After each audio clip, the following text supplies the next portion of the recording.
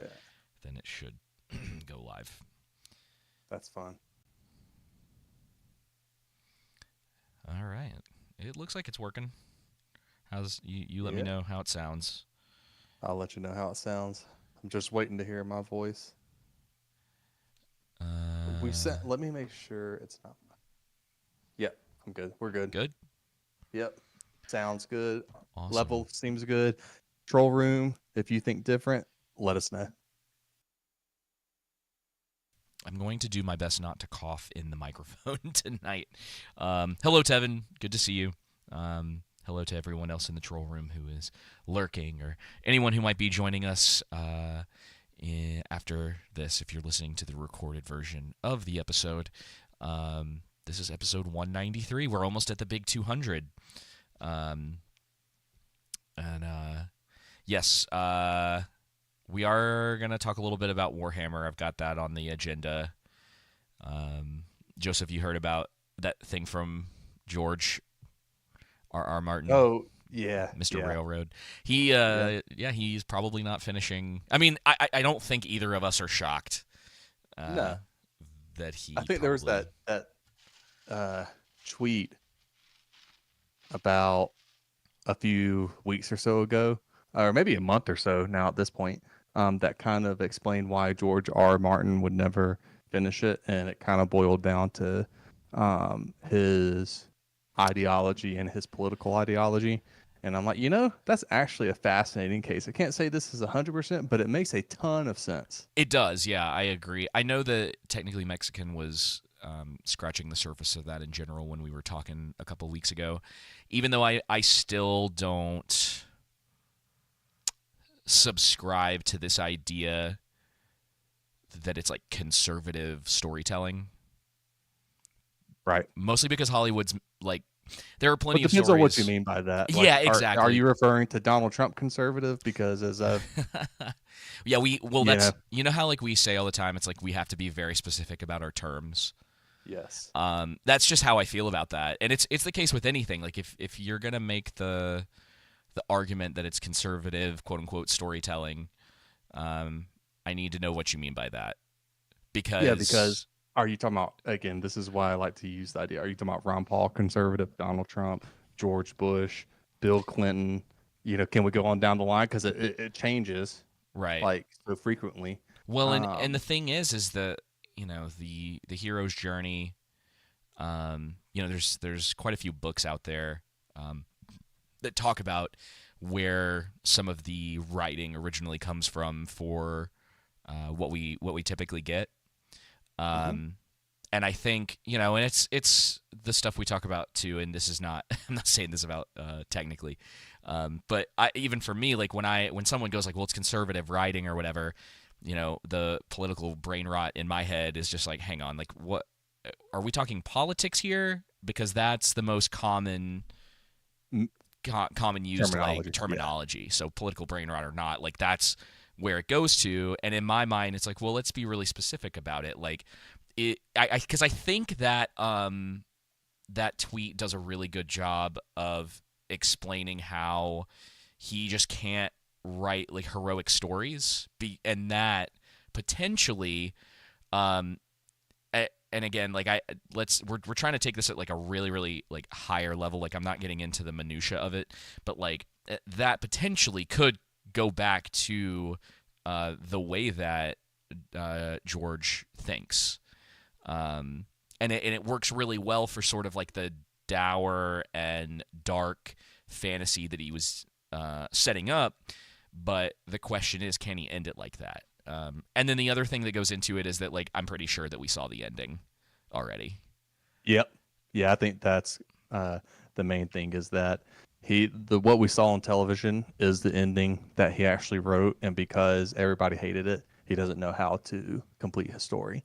Now, to your point, are we talking about what we have to define our terms? So when Yeah. people say conservative, like technically Mexican, is that in a philosophical, religious sense, or But to your point, or is that in a political ideology sense? yeah, I Because just don't even even know. though there's similarities, there's slight differences. Yeah, that's why I just probably wouldn't even use that term because I don't really know what it means. Like But I if mean, you tell to me his if in his defense though, David, we did get or not Greta Gerwig, but somebody with oh Narnia coming out saying they were bruh, with oh Netflix my, saying that Narnia was going to be like rock and roll do I have Narnia. did I save that? I didn't save that But one. there is I gotta no get better way about that. Greta votes Republic No, not a chance. But or Libertarian. it's a situation with yeah. For those of you that don't know, the Greta Gerwig is doing, who directed Barbie, is going to be doing the Chronicles of Narnia television show that Netflix is releasing, and it's a very weird choice already. Like when I think of Greta Gerwig, I don't think like, yeah, she definitely can take care of this like fantasy, this like very Conservative Christian, yeah, like Christian biblically traditional. based fantasy. Like there, it's really funny when, because I've heard this a few times over the years when people like didn't realize that C.S. Lewis was being very blatant in what he was writing with Chronicles of Narnia. And so Oh yeah. when you hear them come out and they're like, it's gonna be rock and roll, you're like, what? Like, what does that even mean? And that, like, I understand. Like, we get this a lot when we talk about stuff, but people are like, well, just wait till you see a trailer, wait till the show comes out, at least watch the first episode.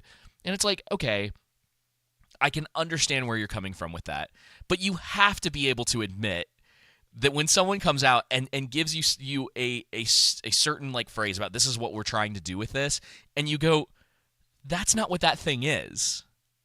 Like if you Yep. if is it Matt Reeves who did the most recent Superman, or no, sorry, the most recent Batman? Yep. So if he came out and was like, yeah, we're gonna make Batman a little more like rock and roll in this one or whatever, I might go, well, that's interesting. I wonder what he means by that. But like, I could see what, maybe like what you're getting at with that, but we're not talking about that. You know what I mean? It's this. Yeah. It's kind of the same thing with like, if they were like, yeah, if like season 3 of Rings of Power was like, oh, we're gonna make it more rock and roll, you'd be like, I'm sorry, what? like this is what I mean too with like your, when we like define terms, or like the way that you describe the thing that you're doing, it absolutely matters. And we all fall short on the stuff like that all the time. I mean, we've talked for probably hundreds of, if not thousands of hours at this point, on here, and like I've stumbled over stuff, I've forgotten stuff. Like it definitely happens. The point is like, if you're like, especially over these like big budget things, and you're just coming out here like throwing this stuff around, and it's like and it goes back to, is like, who are you making this for? Like, Yep. what is the point of making a Chronicles of Narnia show if you're not making it for the fans? Of the books have been around forever. Like, I have great aunts Yep. that, if they made a true to the material thing, she'd probably watch it. Well, number one, I mean, people feel free to, record this and remind me of it if I'm wrong. But do we really think Hollywood, if they got Rings of Power wrong, do we really think that they're going to be able to get another traditional conservative Christian story correct? No, I mean, absolutely not. It's that doesn't mean that's impossible, but it's a joke to think, because James Gunn came out recently and talked about that he basically was just like, gave a middle finger to like the idea of lore and source material.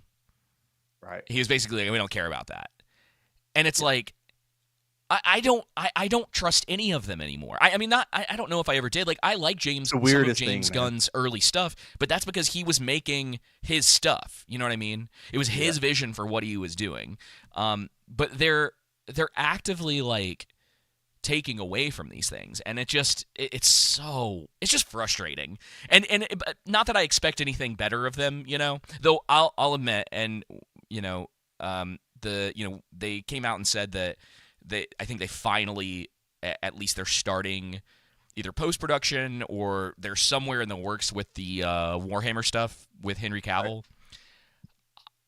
I have to think, and like Warhammer is like a whole new beast to me. Like I've been playing Space Marine 2, and I played through the first few levels, and I've done some of the multiplayer, and I was like, I don't know anything about any of this, and I was Right. like, I just want some like lore videos. Well, Joseph, that was a bad idea, um, because it Why is is that? like there is so much. Yeah. It it's like overwhelming. Um, it's cool in a lot of ways. I think sometimes it probably falls. Forgive me, Warhammer fans. Sometimes it might fall a little too much into like extreme edgy, like they call it like grim, like the terminology for the type of like fiction it is or whatever is or fantasy it is called grim dark, and I'm like grim dark is not a. I was like I don't like that term. Is it is, yeah, it's very dark fantasy, but it's cool if you're into that kind of thing. But it's not something I would. It's very specific, and I think it's something that I'm glad it exists, but I'm glad everything's not that.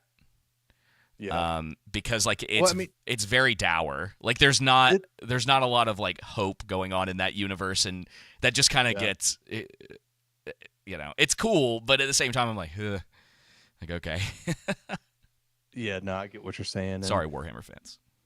but to your point regarding James Gunn and the adaptation in Warhammer, with Henry Cavill moving forward. Also, I think that Warhammer show, I think it's a Warhammer show. Could be wrong. Correct me if I am wrong. But Armor Core Secret Levels No, dropped today on. so secret level, it's a like a compilation. I don't think that's the right word, but you remember? So there was a show that came out called Love, Sex, and Robots, Okay, and it was like each individual episode was covering like a different thing. and So that's what this is. secret level, yeah, like one episode is Warhammer, like one episode is Concord, funny enough. One episode Ooh, is like Mega Man, and then they have one that's like Armored Core, and then they did a PlayStation one. I think I haven't watched it yet. It's just kind of some of the stuff I've seen online. interesting. But yeah, Haven't so watched it and yet. I don't know if it's one of those things where they're trying to gauge IP response with the episodes to see like if the water is warm with certain IPs that they might be able to make more than that. I don't think this is just like a love letter type thing. I think there's definitely some IP fishing that they're doing Yeah. with some Well, of it. and the reason why I brought it up was Excuse me. regarding this stuff. It's the weirdest thing to me because you have the alleged, the rumored changes with Harry Potter with certain characters, Yeah. and that it's not that we have to necessarily retrace ground on that because we've talked about a lot of this stuff before. To where it's the oddest thing for me if I went into any IP to then say, you know what, I'm going to use these characters that this author created, this story, this the narrative, etc. And I'm going to create my own story because that's really what people want to see. People Uh really huh. want to see Joseph's version of Halo. Yeah. Um, Oh, you they want to? don't want to. Oh, They sorry. don't Go want to ahead. see, the author's version of Halo, or people want to see the Lord of the Rings through Joseph's eyes and his lens in the modern 24th, or in our century, in the year, in the modern time, 2024, Yeah. the year of our Lord. Yeah. And so it's the oddest thing to me to that people approach it that way, which is different from saying like, but the War of the Rohirrim comes out next week, and everything that we know This so far, weekend it's good. Yep. comes out on Oh, Friday. this weekend, my bad. Yeah. Um, is the main protagonist is going to be Hera, who has a brief off-mentioned sentence line Yeah. within Hey, something she that's exists. already, yeah, and yeah, exactly. Hey, Hellhammer Head's daughter. That's it. Yeah. And so anyway, it's the main story in the appendices is obviously about Helm, and Warner Brothers had an easy slam dunk to tell, his story, even if she had a prominent part in it, that's fine. As a character that you can be creative, but building out the story of Helm and then, how his son, redeems, his, well, I don't want to spoil anything. But You get what I'm saying, though. You can build out and make certain points Yeah. and add to the story, like you could have done with the Rings of Power. You There's certain things you could add to where it's like, what's the best way we can be creative, and the most likely, or one of the most likely outcomes from A to B that would have kept in line with Tolkien's theme and spirit and idea, even if it's not directly mentioned in the source material, you could extrapolate that out and stay true to the spirit of Tolkien. Yeah, But absolutely. you're keeping everything that he did write about, you're keeping that to a T when and where you can. Obviously, there's budget cuts, there's things that with films and TV shows, you're not going to be able to do everything. It's a different medium. But with the heart and the mindset to stick as close to the lore, to the author, that's what people want to see. Nobody wants to see James Gunn's version of Harry Potter, you know? Oh, dude, that would. Did we haven't They want talked to see J.K. Rowling. we haven't talked about his new show. No, we haven't. We haven't.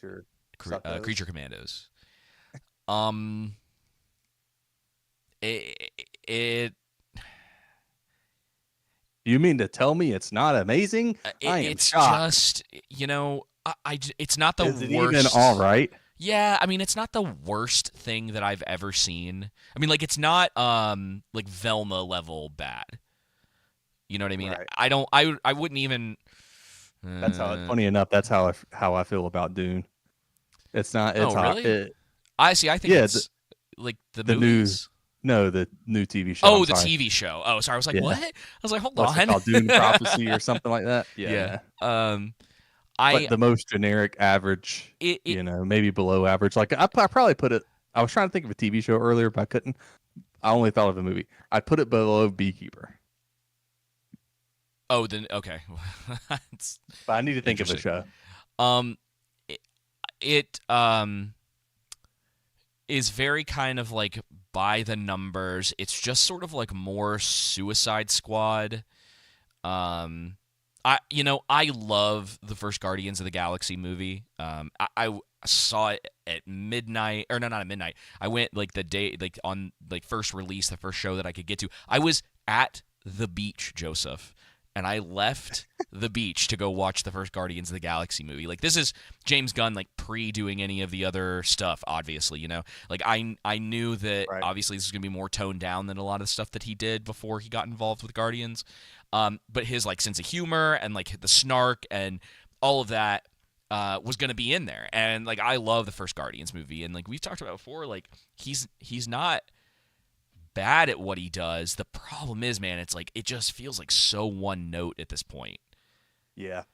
And I just, the first two episodes don't really do I've seen people online who are like, oh yeah, like I love what they're doing with like Bride of Frankenstein, and she's the only character who's really gotten a whole lot of development so far. But dude, it's just like another like it's almost like marital abuse is the theme of her character, because it's like Bride of Frankenstein and then Frankenstein, but she falls in love with Dr. Frankenstein and not Frankenstein's monster. But Frankenstein's monster like stalks her for like years and years. And it's like weird, and one of those things where it's like, guys, remember when superheroes were just like superheroes? And you didn't have to do this kind of stuff in your show. That's what was so refreshing with the Penguin, is that the Penguin Oz was just exactly that. Yeah, he's not an allegory for incels, which is in Creature Commandos. That's exactly what I love. Dude, it's like right off the bat. Like it's literally like one of the women from Themyscira, her name slipped in my mind right now. She basically gets a bunch of incels to work for her so that she can take over like this random country in Europe. I think that's what's happening. But it's, dude, it's not. It's just one of those things where you're like, okay, and then like, it's kind of connected to the previous DC universe, but also not. So like some stuff is canon, but some isn't, which I That's don't weird. think there's a good argument for that other than the fact that James Gunn did certain things previously, so he wanted to keep that stuff in there. But it's like then you're not really doing a fresh start. It's sort of like you're it just it gets so tangled then because it's like, well, this is canon, but this isn't now. Even though there's like stuff from those movies that are like recognized, where they recognize stuff from the DC EU, I think, or whatever the terminology is. Like it's just a mess, dude. And it's not Yeah. it seems so stupid that this is the thing that you would start your new DC universe out on, while also having the Penguin and the Batman 2 probably still coming out. And then like James Gunn was on X recently praising the Penguin for getting like nominated for a bunch of stuff for their like insider awards, whatever. And I'm just like looking at all of this and I'm like, I don't know, like I just wish it was more simple. Like I just remember when like they would just like make a superhero movie, or like, Spider-Man did good, so they made 2 more of them. Yep. You know, Sometimes a simple plot, and to where that allows you to add a bunch of emotional characterization to where the audience care about your characters, goes a lot farther than trying to create a complex plot. The yeah, Wild Robot is a great case of that, which we can get into later. yeah. Um, but I do simpler times, and I think with James Gunn, the problem is trying to extrapolate out and go and start this universe, and it's like, guys, like, It feels like he's just tripping make a right out good the movie. door. Yeah, it feels Yeah, like just he's make a like, good movie and see he where it goes from there. he's like trying to juggle all this stuff, and like we've barely gotten into this show that he wanted to start out as the beginning. It just like none of it makes a lot of sense. And like honestly, at this point, I mean, like the Superman trailer's coming at some point. I'm sure we'll be getting it relatively soon. So that has that'll play a big part in how people are sort of like feeling about it. And we'll see how ultimately like the box office treats it and where we kind of stand, because like Marvel's kind of all over the place at this point. Yeah, they got to bring back the entire cast of the It, previous movies to. And I yeah, think that's what's going to help them out. I just don't. Yeah, it's going to be very interesting. I think that if James Gunn's DC universe or whatever, if they not suit just Superman, it's going to take, I think, a little bit more than that. But if the reception of it is not like gangbusters, not necessarily like Deadpool Wolverine, and it does depend on how much Superman ended up costing them. There has to be a lot of potential behind it. Yeah, if they don't hit the ground just absolutely running, I don't think it's gonna last, man. Like I think they'll, No. and you might start. I mean, it's already happened, right? Like we've seen the decay of sort of this superhero genre, in some regards, right? It really is specific. I don't know why they aren't. The X-Men thing has been so weird in the way that they're implementing it. Yeah. Disney, who knows what they're gonna do, man? I don't know at this point if we'll ever get anything from Marvel in sort of the movie or TV realm that isn't just like trying to continue to interconnect this, awful like thing like monster that it's now become. It's just like none of it makes sense anymore. Like the lore and the canon from like way back, just they keep trying to bring stuff in, and they have no real plan, and they're like, well, let's just bring in, like you were saying, like let's bring in Robert Downey Jr. and now like Chris Evans is coming back because he probably hasn't done much since he left in that movie in And that 2018. that Disney paycheck is nice. Yeah, it definitely is. So I don't know, man. Like all of it is very weird. And then we'll get into the Wild Robot here soon, but there were a couple other things I wanted to talk about. There was a tweet that it was reported that the showrunners of Arcane, the new shows that they're putting out, they're going to be more singularly focused than Arcane was. So instead of having this, I know we call it like the Game of Thrones thing or whatever, and I know people kind of know what you mean, but like you're not going to have an ensemble an cast of ensemble 100 cast. characters. Yeah, it'll be very like focused on a character. And again, this one I'm still like, we don't need to rehash the arguments about season 2 at this point. Maybe another time, but that is probably the better way for them to go.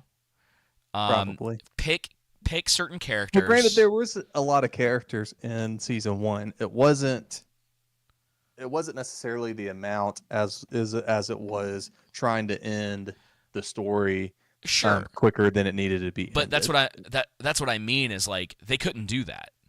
Yep. They couldn't handle it. They clearly could not handle it. And I know there's still a lot of cope going on with like, oh no, that it's like a perfect show or whatever. It's like it's just not the case. Nope.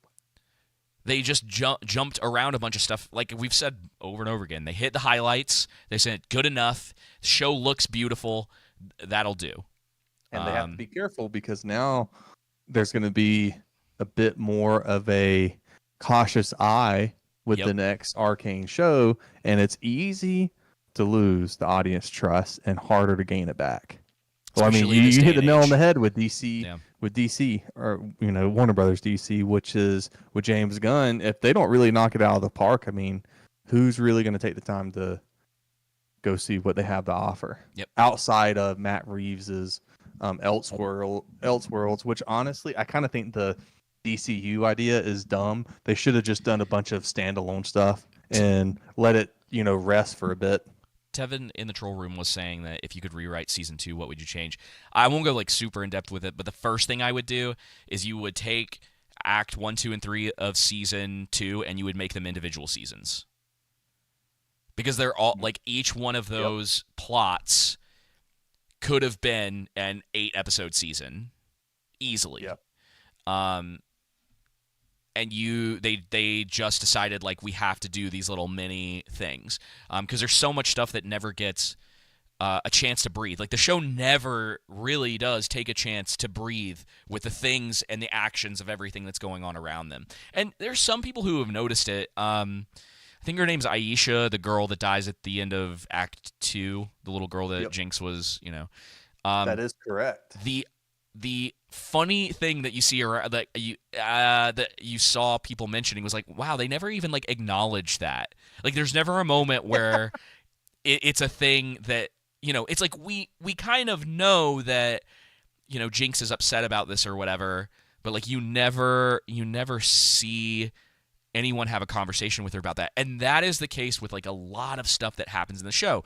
The whole time travel / whatever it is, that whole episode, there's never time for that scenario to breathe at all, for Echo and alternate Jinx to have conversations about, it's a cool idea. It's like why people like that in that episode a lot is because there's a lot of like potential there and a lot of interesting ideas in the episode. The problem is it's just handled really poorly because they have to speed through everything because we have to get to the end. We have to get to the thing.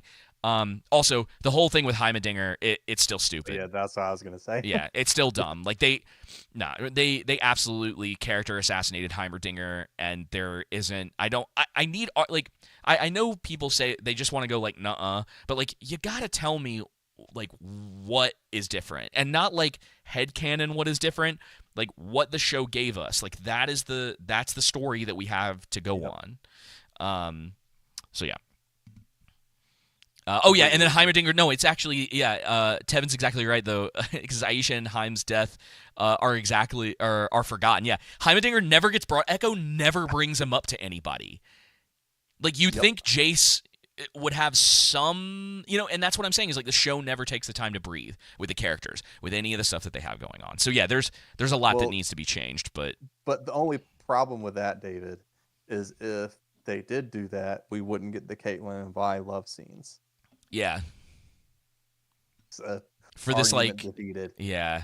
Oh man, you gotta have a little bit of the shipping. You gotta make all the crazy weirdos on X happy with all of their just like their like fan fiction stuff. Dude, I'm telling you, like I don't know how.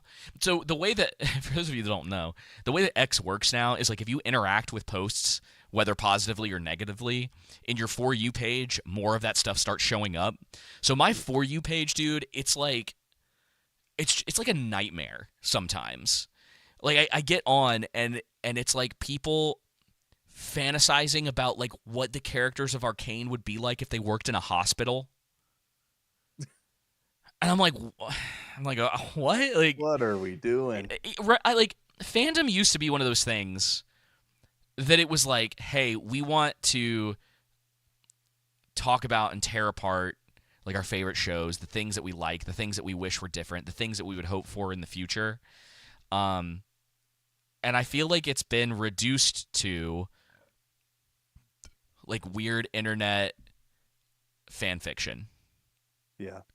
And I'm just like I'm tired of it. And I look at this stuff and I'm like, I don't even know if I need to interact with this. That's because of the people who are writing it. That's what they care about.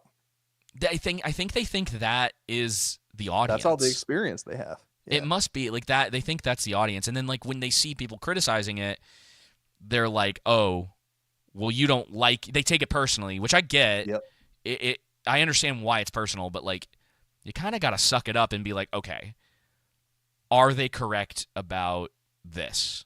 It's the only way to grow. Yeah, and if the answer's yes, or if like and if no, like what's the argument for why it shouldn't have been that way? You know, I'll give the showrunners credit for Arcane. At least like when they acknowledge it, they weren't like, nah, y'all are just bigots. Yeah, exactly. You know what I mean? Like at least they didn't do that.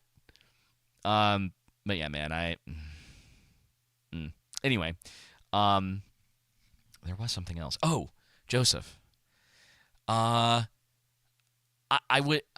I guess I'll just pull this up and then we can talk about Wild Robot because we definitely need to talk about this. Give me a second. I'm gonna let's see. Was it this 28 years later? No, but that trailer looks awesome.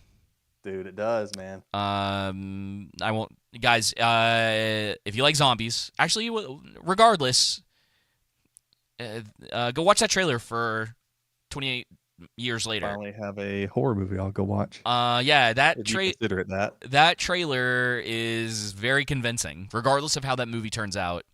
Yeah, you got my attention. I'm definitely. That is probably the only movie right now for next year that's actually. I'm like, oh, okay, cool. Yeah, I'm definitely gonna go see it. You know what I mean? I'll probably have to go see it by myself because I don't think my keeper will go see it with me. So yes, we do, Tevin. Just go to the link in our description, our direct.me account, and it will link you to our Discord from there. Yes. And Tevin, shoot, let's see. I'm hoping I'm not gonna mess up I think I'm gonna mess something up. Hopefully that didn't mess this up. Well, you wouldn't be you if that didn't happen.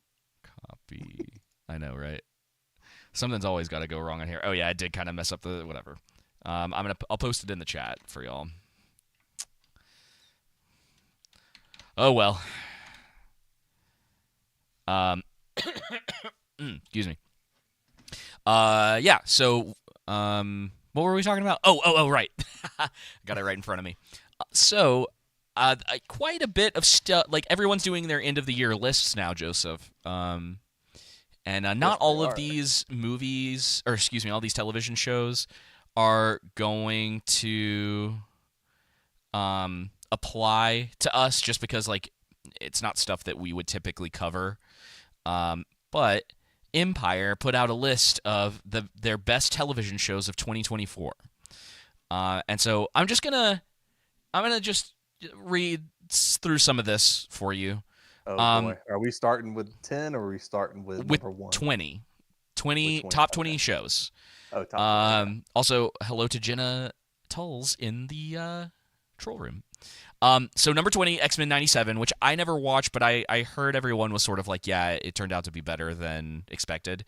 I'm actually going to use this list to go back and catch up on a couple things that I missed this year, including this, because I feel like it's a pretty quick watch at this point. It's the one nice thing about like animated television shows is it's pretty snappy, so you can, regardless of the quality, you can get through it pretty quickly.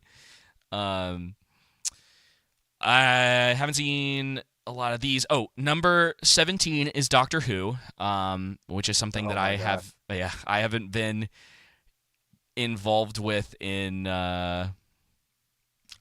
I don't know. Since Matt Smith left, I think was the And last so time since we were in college, pretty much, yeah. I just when we haven't. were a couple of young whippersnappers. Yeah. So Doctor Who, number 16. So mind you, right above Doctor Who, this new season of Doctor Who is House of the Dragon season 2 at number 16. So keep that in mind, Joseph, because we have quite a bit of ways to go. House of the Dragon, number 16. We both liked this season. Thought it wasn't quite as good as season 2. It's got some problems, but a lot of excellent performances, a lot of really good stuff, a lot of those connecting pieces and character arcs. A good season. Yeah. I haven't seen Baby Reindeer. Not really in my ballpark, but I've heard good things about it. Won't worry about that. Number 13 is Arcane season 2. Interesting. Yeah. Okay. It's here. It's getting celebrated for the animation. People probably carrying over season 1, and then also, like you said, technically the technical side of it is done really, really well. Oh no. Empire called League of Legends an MMORPG. That is not what that. Okay, that's like another topic. But dude, the amount of like tourists that talk about like gaming is starting to drive me crazy. It's like all over the internet. Like, it's because it's popular, everybody's talking about it, and like you can just tell. I mean, you can tell with Empire that at this point they don't know what they're talking about with anything, and we'll get there because there's a few of these that you're gonna be like, what the heck, man? Sorry, what were you saying about season 2? Anything. Oh, okay. Yeah, I mean, like it's here. The animation's great.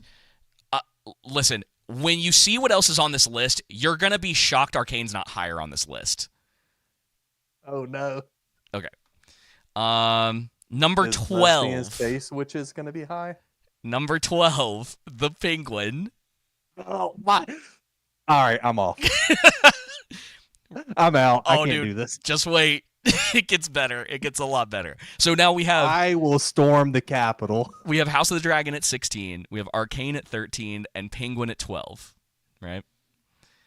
Right. Don't know what Ripley is. Haven't seen it. True Detective's way too high. I've heard the season's terrible. Apparently, really, the show hasn't been good since season 1. And I heard a little bit of the details about this new season. I watched it. Wait, you watched Night Country? Yeah. Oh, I didn't know that. I watched all. I probably forgot to tell you. That's I watched all 3 seasons this year for the first time, only because my keeper wanted to watch it. You know, she's in all that stuff. She can't stand horror movies, things that can actually happen. But man, you put a good serial killer show on or movie. It is weird, right? Yeah. Women you're like, oh, you don't like horror. Oh no, I can't stand horror. But then like anything that's actually about like real murderers, just like drink it up. It's right up my alley. Day of the Jackal is at number 6. This is a show that I talked about before that I still want to watch. So regardless of the list, this does give me a little bit of being like, okay, cool. I want to check it out. I need to add that to the list. Day of the Jackal, because I wanted to check that out along with Silo. Oh, Silo's the other one. Yeah, there was another one that technically Mexican mentioned that I need to check out. All right, number 5, 3 Body Problem.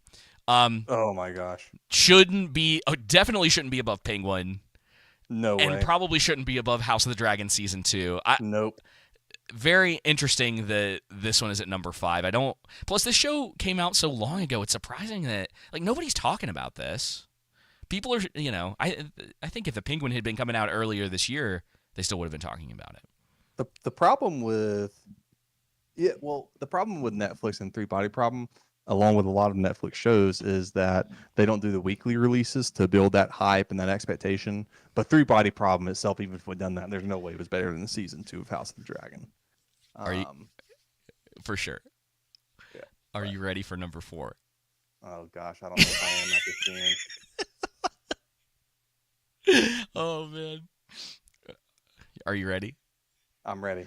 Empire's number 4, mind you, best show of the year is Lord of the Rings, The Rings of Power. Oh Oh my gosh! Of course it is.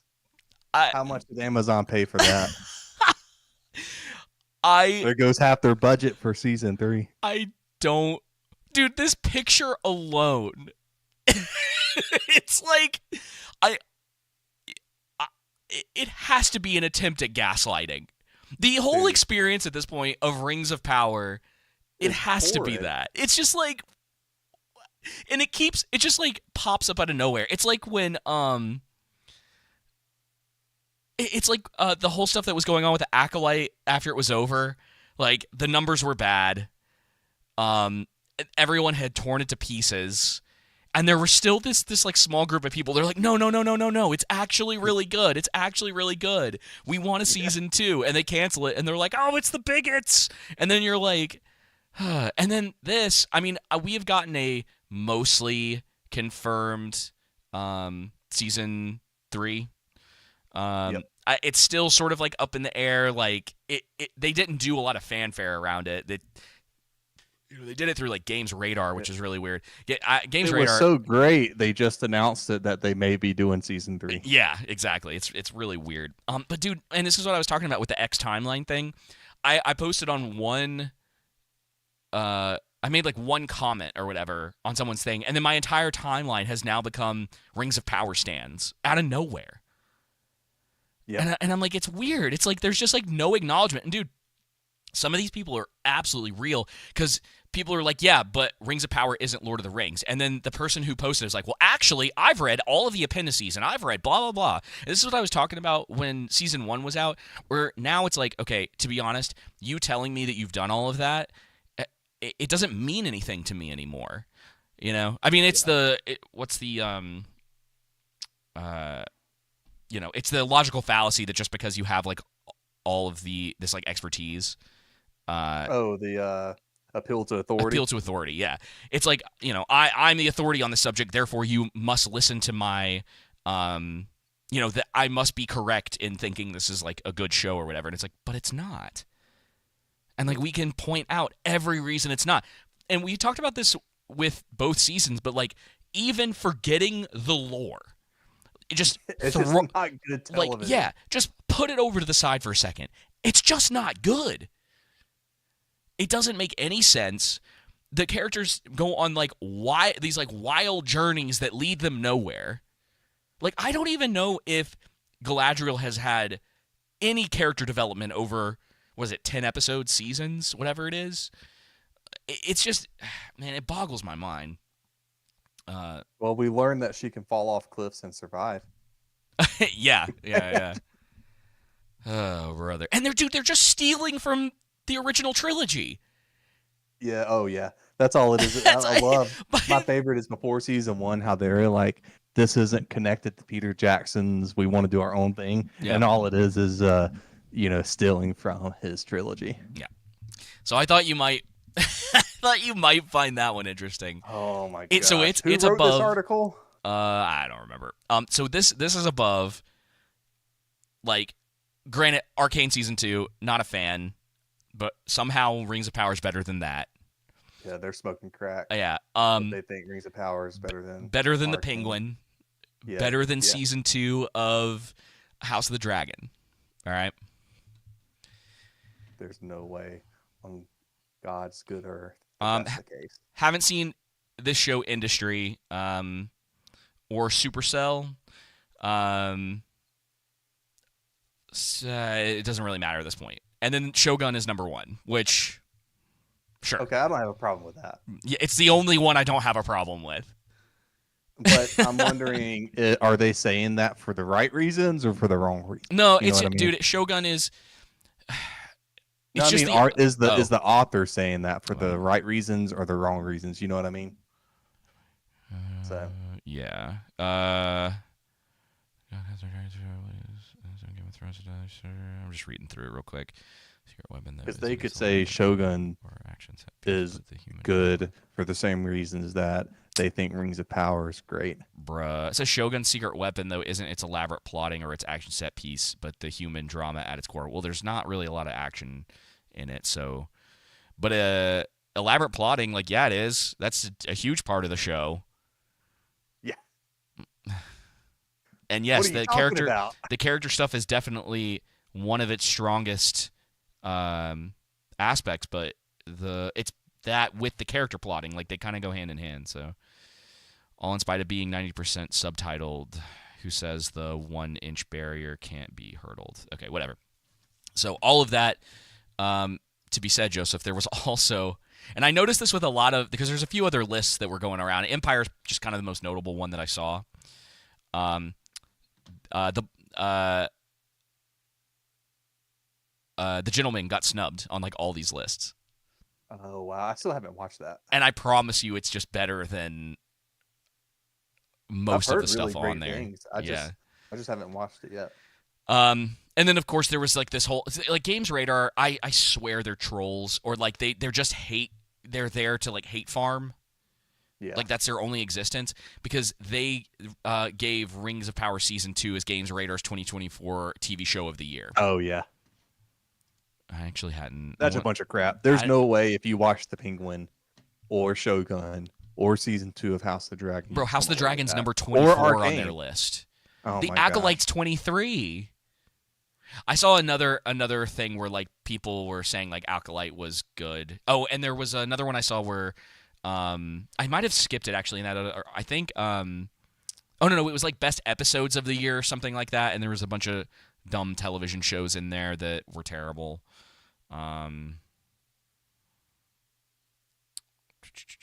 Now, the only thing these lists might be good for is you might be able to pull Agatha Games Writer put Agatha All Along above House of the Dragon Season 2.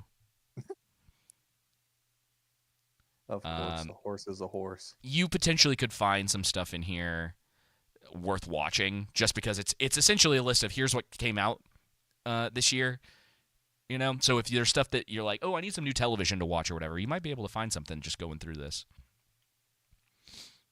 Bro, they gave Shogun number 4. They put True Detective above.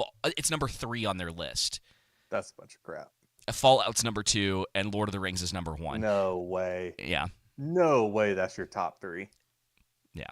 What are you smoking, people? Yeah. Shogun not even being in your top 3 is wild to me, dude. That's Shogun or Penguin not being in your top 3 is crazy. Yeah.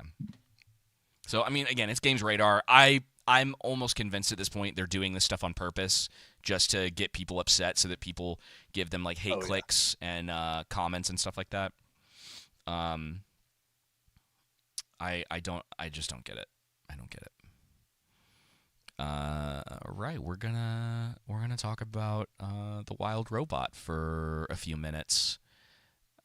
This is gonna, guys. I don't know if we mentioned it. This is gonna be a little bit of a shorter stream tonight because I have had a cold since last Friday, and you might be able to hear it in my voice a little bit. But I'm dying a little bit. I'm surprised I've kept up this long. I've only had to cough like 2 or 3 times, Joseph. But you last week mentioned that you watched a movie called The Wild Robot, and I was like, all right, well, let's just talk about it next week. Let's review it. Let's see what it's got to offer. So why don't you start us out? Just kind of like general thoughts on it, and then what also kind of made you decide you wanted to watch this? So it's a really, really, really good movie. I would say it's between, you got The Last Wish, you got Kung Fu Panda 4 earlier this year, and then which I also saw, by the way. And then The Wild Robot, I think is a very consistent, like if this is what DreamWorks keeps spitting out, then like we said when we watched The Last Wish, the future's bright. So my general thoughts about the show is it's a very simple plot. Great characterization. It's an emotional story, so there's not high action or high humor like you would typically kind of get with some children movies. Like, you think of Transformers, the new animated one, or like Illuminations. There's Despicable Me movies where it's about, how much entertaining humor can we fit into the story. This is more of an emotional pull, and it is done really well. It's, there's some criticisms I have for it, but it's a really, really good movie. Highly recommend. It's a movie I would watch multiple times. And for me, anybody who really knows me knows I do not like watching movies, or even really TV shows, more than once. And so something has to be in a certain league for me to want to go back to it. And this movie falls in it. Yeah, I think part of How that about too. I think that's part of that too, Joseph. What you said about only watching stuff once is because the quality of stuff has just gone downhill. Oh yeah. There's stuff from like my past. Like I'm just at the point now. Like I have all the. I'm trying to start doing a little more like physical copies of movies and stuff and games. Like I've almost Same. fully reverted back into having like physical copies of stuff. Which I always liked, but now I'm realizing, like, man, it's just like it's really important to hold on to this kind of stuff. It is, and when I build my new PC, I plan on doing it with a CD-ROM. Well, so I haven't that seen I Moana can... 2 yet. That I'll wait. Yeah, the first one was fine. It's like I just don't care. yeah, it's like the first one's decent. Yeah, I mean, no offense to you, Tevin, if you want to go see it, that's not what I mean. But it's just Disney. So yeah, I think I generally agree with you. I think that it's definitely not as good as Last Wish, writing wise. I think the pacing trips up a little bit. It does. About halfway through the movie, like I would say in the beginning, and I'm glad you brought that up. Yeah. Also midway through the movie as well. I like the opening a lot. I really think that this simple nature of the story about the robot like raising the duck or the goose technically, right? Yeah. Sorry. I think I've been telling everybody it's a duck. It's a geese. And I think it's great. I love the interaction. I like the idea of like, the not really like questioning what motherhood is, but like showing that aspect of it and taking this robot who's supposed to be like unfeeling and only accomplishing something and it slowly like gaining the ability to like love and realizing like what being a mother is and the sacrifice and like care. Like I love all of that. It hits every like heartstring, like the notes, like the pacing for really the first hour for me was like pretty well spot on. Like I was engaged with everything that was going on.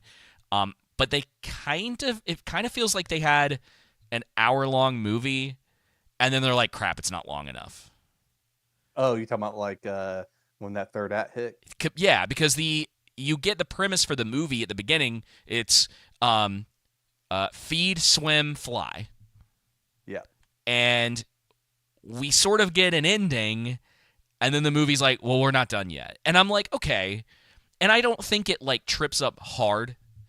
It hits like a really like high emotional impact. And then it's kind of like, well, we still have to do all of this other stuff for like the last 30 minutes of the movie. Right. And most of it is still good, but that's kind of the point where it starts speeding up in ways a little too much. There's a couple other little things in it, like, they introduce the Falcon or whatever when they're teaching him to fly. And everybody knows this character, but it's the first time we've seen the character. Yeah. And so I'm just like, well, hang on, like you guys never introduced this guy before, and so it makes me wonder if like there was a way for them to kind of pace it a little bit differently, so you get kind of the emotional payoff of him flying away, but like you also, and they to be fair to them, they kind of do this. I don't know if it's like I wasn't as engaged with the sort of secondary plot of the robot trying to leave and the whole thing with like the beacon and she does send it off, but I'm so invested in like the relationship that she has with the goose, with Brightbill, that really wasn't on my mind. Yeah, and I kind of thought they shouldn't have focused so much at the end on Brightbill with Roz and the fox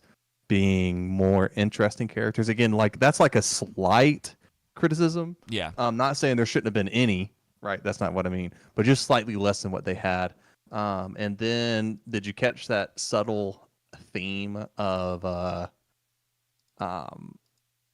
of climate change?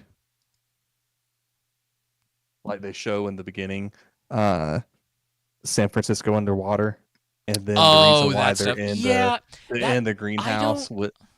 That stuff doesn't. No, I thought it was really well, Yeah, you it know, doesn't. for putting something like that in the movie.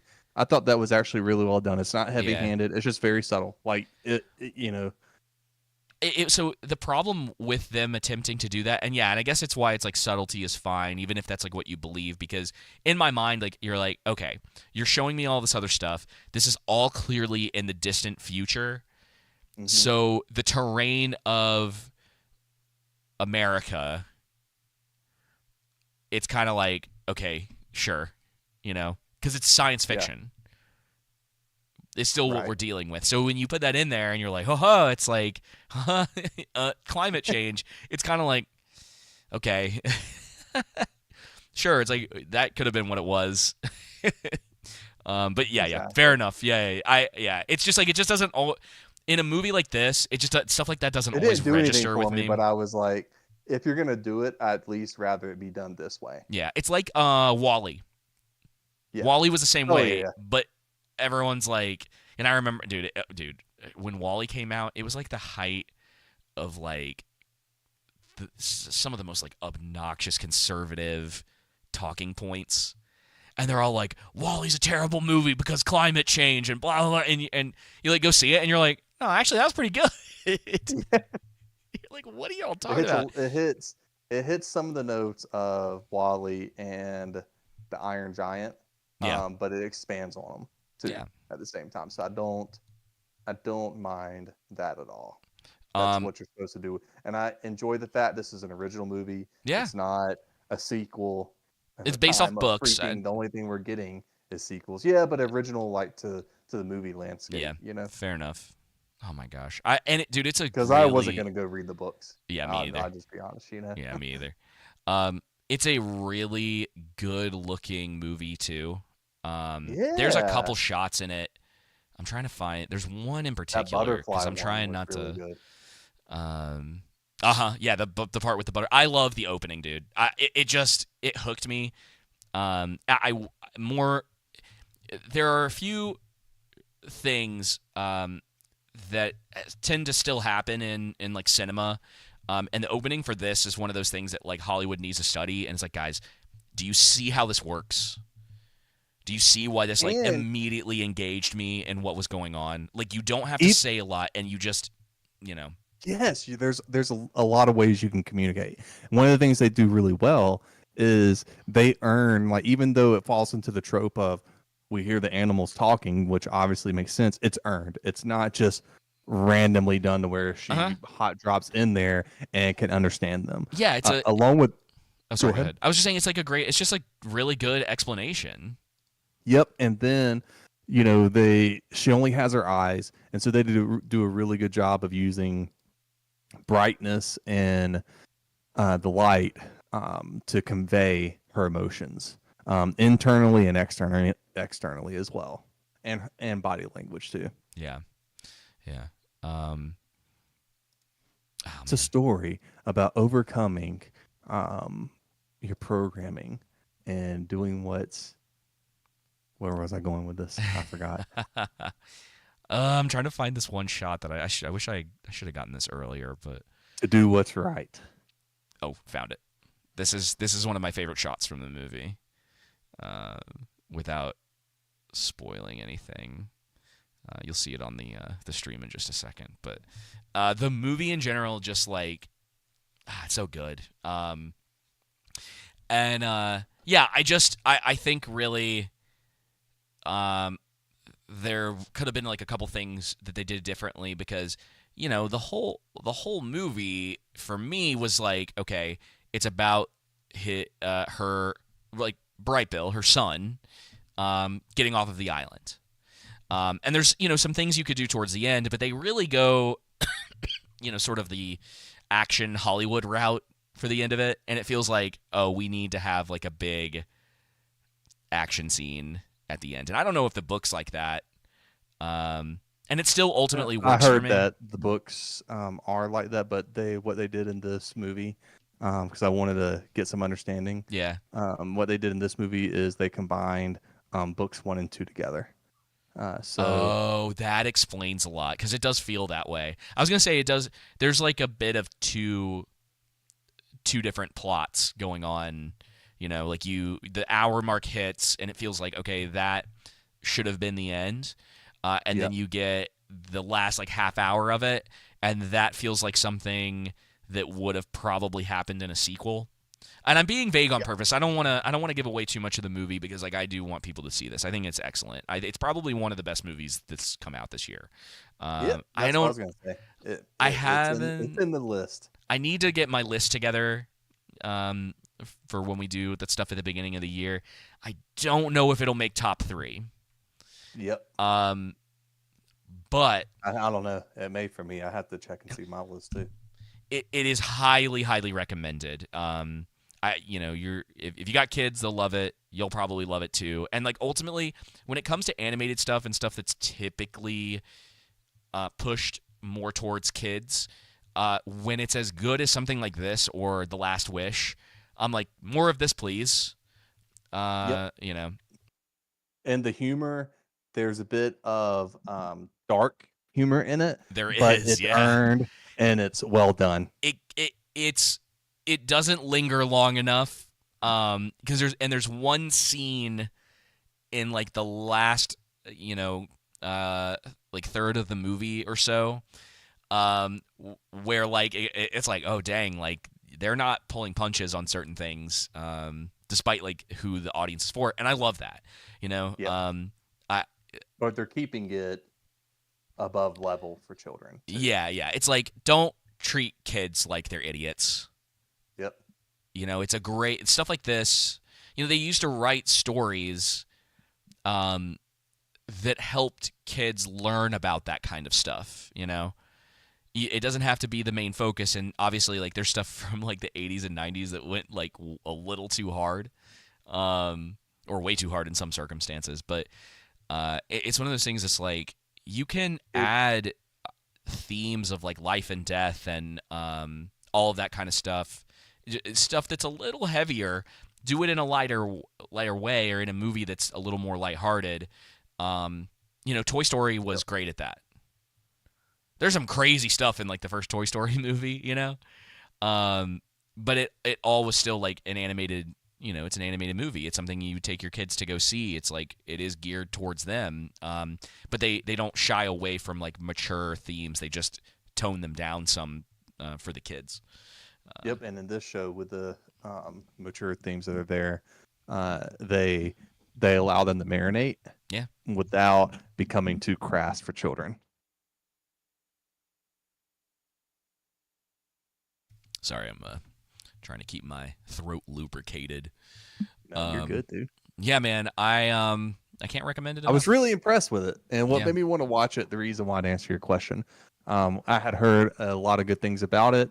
I didn't have anything else to watch that I really wanted to, and I was watching. I think previously I had watched like 2 or 3 like really heavy movies and shows back to back to back, and I was Yeah. like, man, I need something to lift my Palate spirits. cleanser. Yep. Yeah, it was a good palate cleanser And for me. and visually it's stunning. It's Yeah. it's a more muted version, and I mean this as a compliment. It's a more muted version of The Last Wish stylistically, and this is actually, David, too, the last in-house DreamWorks movie that they will be doing visually. Going Oh. forward, after this, they will be outsourcing it Uh-oh. because of the costs. So Well, I hope that does not affect the quality. quality, yep. But this was very stylistically done well. Yeah. I enjoy them and doing. I think they hit the. I think with The Last Wish and with Kung Fu Panda, and especially with the Wild Robot as well. I think The Last Wish in this movie is hitting the sweet spot of using the hybrid of 3D and 2D. Yeah. Like it does look like maybe there's some like painting type. I'm sure it's all being done on computers or whatever. But yeah, there's Yeah. some interesting stuff in it. Yeah, man, I don't know what else to really say about it without going too deep into it. I think the voice casting was good. You know, Yep. it's humorous. Like I don't think I Oh, found Pedro Pascal was the was a fox. fox. Yeah, I didn't even realize it was him, honestly, and that's always for the best. It's like the one problem I have when you do like really like well-known celebrities in any kind of voice acting roles. It's like for me personally, it has potential to take me out of it if I realize it's them. Yep. Because I want to be like in this, and if I realize like Pedro Pascal is the fox, I'm like, oh, okay, and it's fine if like because there were Bill Nye. I was like, I recognize that voice. I was like, who is that? And then the credits roll or whatever. You're like, oh, that's who that was. Okay. But yeah, I didn't even realize it was him. So I don't know if they did any sort of like modulation to his voice, or if he did something to kind of like change it a little bit. But it didn't quite sound like him to me. No, it didn't. So I don't know exactly what they did there. And I like them focusing on the three characters of Roz and the fox, can't remember his name, and the goose, Bright Bill. Yeah. But and along with that, to where the other animals within the island, within the forest, they had personality, but it served to complement the three characters. Now, the only thing that was weird was in Act 3, that situation kind of coming out of left field. But I didn't absolutely hate it. No, I think it's fun. It made sense too, and it gives payoff to because I was for something that happens early on. There's a beaver. Is he a beaver? Yes, he's a beaver, right? And he's trying to cut down the biggest tree on the island. And it's like his life's work, and everybody like makes fun of him for it. And it's an obvious setup for something. You just don't know what. You don't know what. And I was still trying to figure out. I didn't know what they were going to do with it. And it's like it's pretty plain and simple. Like it's textbook setup and payoff. And it works really well. And I like the way that they use it for sure.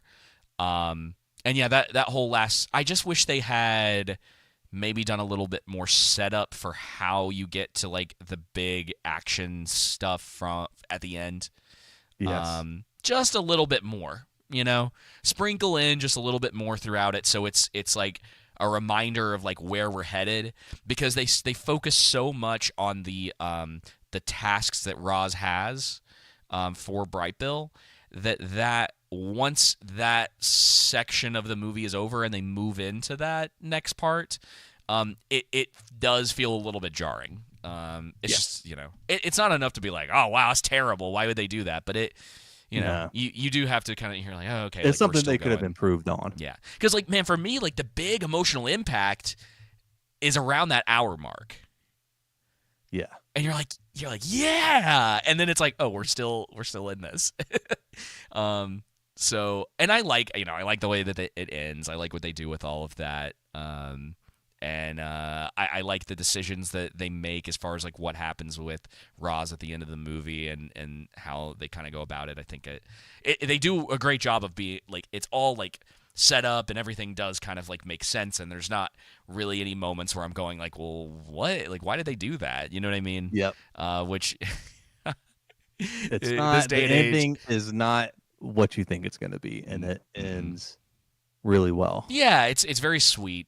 And yes, it's very much a palate cleanser for a lot of the